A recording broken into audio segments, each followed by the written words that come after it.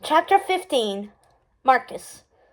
It felt good to be back playing football after my 2-game suspension ended. The team lost both games while I was out, and we lost my first game back. Caleb and me just couldn't seem to get on the same page all night, but we won last Friday night. So I think we're, the team and Caleb and me, going to start clicking from now on.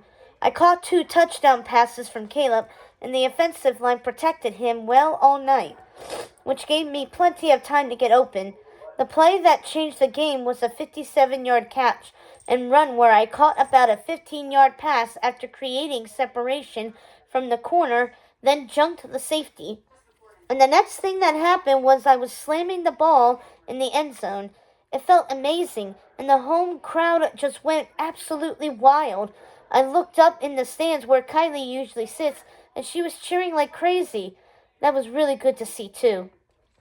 Monday morning, before first period English 10 honors, Kylie came up to me and said, "I played an awesome game Friday night." I had been thinking about asking her out, but wasn't quite ready to do it. But she's so hot and homecoming is soon.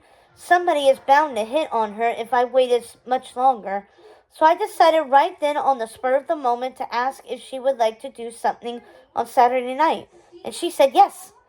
I had rather not double date with Joshua and Jordan, but on the other hand, I can't see Dad or Mom riding in the front seat with me because I can only drive with a licensed adult. Meanwhile, I'm trying to carry on a conversation with Kylie in the back seat. How uncool is that? It would be just as embarrassing for Kylie and me sitting in the back seat and one of our parents taking us somewhere. I won't have my driver's license until February, and I'm tired of waiting for it. But there's nothing I can do about that. It's so frustrating.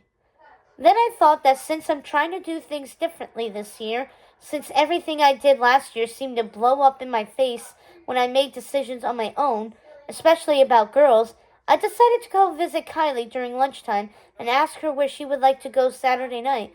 And given the fact that neither one of us has licenses, how were we going to get wherever we went? In the past, I've always made all those decisions without asking my dates. Kylie said she'd rather not double date with my brother and Jordan, and I quickly agreed about that because I know Jordan can't stand me. Then Kylie said that since last year, we were always going somewhere with somebody from my family driving. She would ask her mom if she would take us to the mall, and we would eat somewhere kind of simple and just walk around and visit stores and shop and talk. I wasn't exactly thrilled about going shopping with Kylie. I mean, what guy would be supercharged about that? But then I thought there are worse things in life than watching a sexy girl try on short skirts and asking for my opinion on how she looks. I could deal with that. I've got one last chance with her. I had better not screw things up this time. So I said I liked her whole plan. Saturday night, Kylie's mom picked me up around 6 o'clock, and I asked Kylie what she thought about eating at Olive Garden. She said that would be awesome, so that's where we went. We talked about school stuff for a while, and I was really trying to make sure that I didn't control the conversation and try to ask her what she thought about things. Last year, she complained about that toward the end of our relationship. She asked me if I was still planning on playing both pro football and basketball, and I told her no, that I now realized it would be impossible to play both, that I would just have to wait and see which pro sport I picked, deciding on how I played in college. Then she said something that made me mad. "What happens," she said, "if the pro sports thing doesn't work out at all?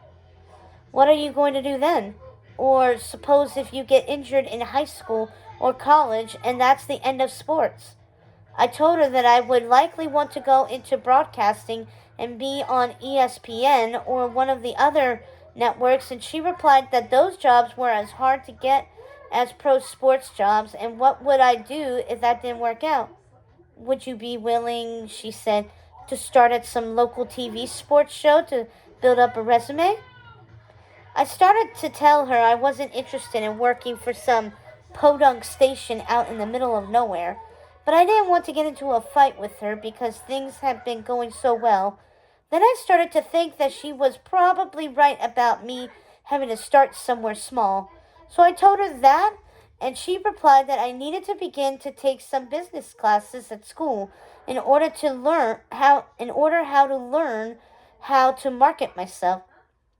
Again, I got mad and tried not to show it. So I told her she was probably right.